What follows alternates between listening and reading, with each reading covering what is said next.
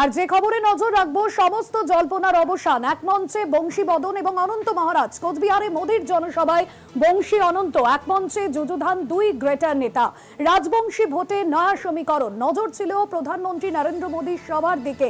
কোচবিহারে এক মঞ্চে বংশী এবং অনন্ত মহারাজ। বিধানসভা নির্বাচনের আগে নতুন সমীকরণ, রাজবংশী ভোটের নতুন সমীকরণ, নয়া সমীকরণ হতে চলেছে এমনটাই জল্পনা। গতকাল থেকেই যে জল্পনা চলছিল, আমরা দেখেছিলাম কেন্দ্রীয় নেতৃত্ব তার বাসভবনে যায় এবং মানভঞ্জনের চেষ্টা করে। পরবর্তীতে আমরা দেখি যে আজকে এই মুহূর্তে যে খবর পাওয়া যাচ্ছে, কোচবিহারে এক মঞ্চে বংশীবাদন এবং অনন্ত মহারাজ।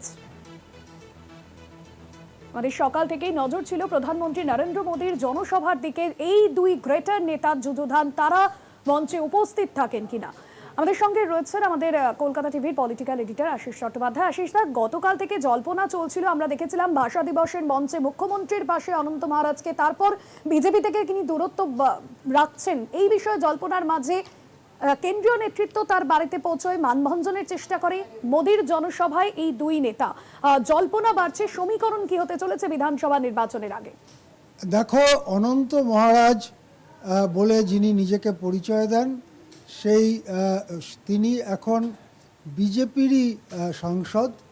বিজেপি তাকে রাজ্যসভায় পাঠিয়েছে, সুতরাং তার পরিচিতি, আনুষ্ঠানিক রাজনৈতিক পরিচিতি বিজেপি।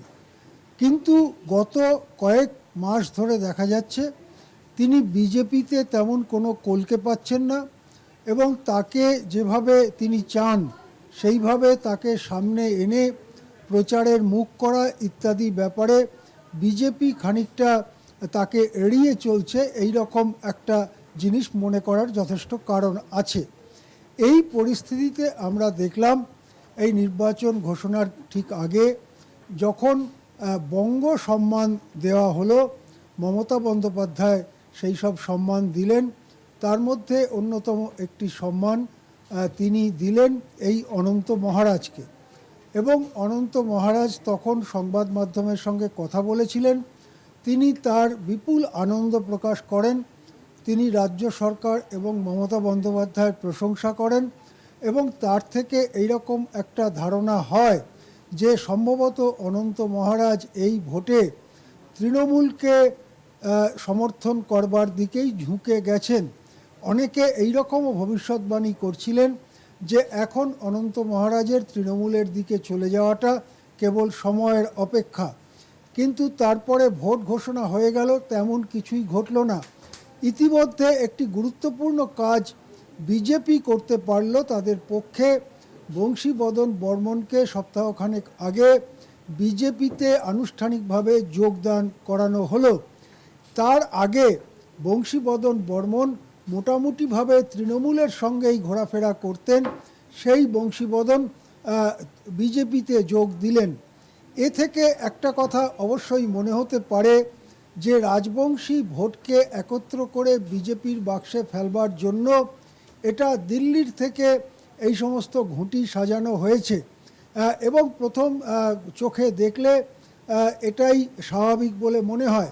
সেই দিক থেকে আজকে প্রধানমন্ত্রী নরেন্দ্র মোদী, যিনি বিজেপি নেতা হিসেবে বক্তৃতা করতে আসছেন, তার সভায় মঞ্চে এই দুজনকে দেখে এই রকম একটা ধারণা অবশ্যই হতে পারে। তবে এই অনন্ত মহারাজ ঠিক কোন দিকে আছেন, কি চান, কি করবেন, তা বোঝা কিন্তু খুব শক্ত। এমনও হতে পারে, অনেকে বলছেন যে আসলে তিনি বিজেপির মধ্যে থেকে গিয়ে প্রধানমন্ত্রীর সভায় মঞ্চে উঠেও তিনি হয়তো ট্রয়ের ঘোড়ার মতো তৃণমূলের হয়েই কাজ করবেন। এই রকম সম্ভাবনাও উড়িয়ে দেওয়া যায় না। বিশেষ করে যখন দেখা যাচ্ছে বংশীবদন বর্মনকে আনা হলো। বংশীবদন বর্মন কিন্তু এর আগে কখনো এসআইআর, কোচবিহারের রাজবংশীদের নাম বাদ যাওয়া ইত্যাদি ব্যাপারে তিনি সরব ছিলেন না। এখন বিজেপিতে এসেছেন, সেটা তার আগের কাজের সাথে মিলে গেছে। কিন্তু অনন্ত মহারাজ কিছুই বলছেন না, না এসআইআর বিরোধী খুব একটা কথা বলছেন, না এসআইআরের পক্ষে খুব একটা কথা বলছেন। সুতরাং অনন্ত মহারাজ শেষ পর্যন্ত কি চাল চালছেন এই নির্বাচনে, সেটা বুঝতে আমাদের আরও কয়েকটা দিন অপেক্ষা করতে হবে। একদমই আশিস দা, এবং সেক্ষেত্রে বংশীবদন এবং অনন্ত মহারাজ একটা সময় তারা একে অপরের ছায়ার সঙ্গী ছিলেন, পরবর্তীতে সংগঠন ভেঙে দুটুকরো হয়, 20 বছর পর মোদির সভার সৌজন্যে তারা এক মঞ্চে। এটা তৃণমূলের কাছেও কি এই যে রাজবংশী মুখকে সামনে আনা, ভোট বাক্সে প্রভাব, তৃণমূলের কাছে অনেকটা অস্বস্তির কারণ হলো বিধানসভা নির্বাচনের আগে? দেখো, তুমি যদি আমাকে জিজ্ঞাসা করো, তুমি ঠিকই বলেছো এবং ঠিক দিকটাই তুমি ধরেছো। কিন্তু আমি বলবো যে ওখানে রাজবংশীদের যে সমস্যা, সেই সমস্যাটা কিন্তু মাত্র দুটো ব্যক্তি এক মঞ্চে তাদের মুখ দেখালেই মিটে যাবে তা নয়। তাদের সমস্যা নাগরিকত্ব পাওয়া, তাদের সমস্যা এসআইআরে বহু নাম বাদ যাওয়া, এছাড়া তাদের কর্মসংস্থান ইত্যাদি বাস্তব জীবনের বহু সমস্যা রয়েছে। কেবলমাত্র বংশীবদন ডাক দিলেন বা অনন্ত ডাক দিলেন আর তারা সবাই পদ্মফুলে ছাপ মারলেন, ব্যাপারটা এতটা সহজ নয়। এভাবে বললে কিছুটা অতি সরলীকরণ হতে পারে। শেষ পর্যন্ত যাদের নাম এসআইআরে বাদ গেল, আজকে তো পরিষ্কার হয়ে গেল। ট্রাইব্যুনালে প্রথম কেস যখন গেল তখন তো পরিষ্কার হয়ে গেল তুচ্ছ কারণে, প্রকৃতপক্ষে কোনো কারণই না, সেই কারণে কংগ্রেস প্রার্থীর নাম বাদ দেওয়া হয়েছিল। কালকে 6 তারিখ প্রথম দফার জন্য ভোটার লিস্ট ফ্রিজ হয়ে যাবে।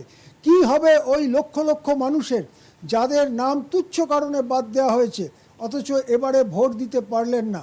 এইগুলোই বাস্তব কারণ। সেক্ষেত্রে বংশীবদন বর্মনের ঘটা করে বিজেপিতে যাওয়ার ফলে বিরাট ভোটে পার্থক্য হবে, সেটা এখনই বলার সময় আসেনি। একদমই। অনেক ধন্যবাদ জানাবো আশিস দা আপনাকে। আমাদের সঙ্গে ছিলেন নিউজ রুম থেকে আমাদের কলকাতা টিভির পলিটিক্যাল এডিটর আশিস চট্টোপাধ্যায়।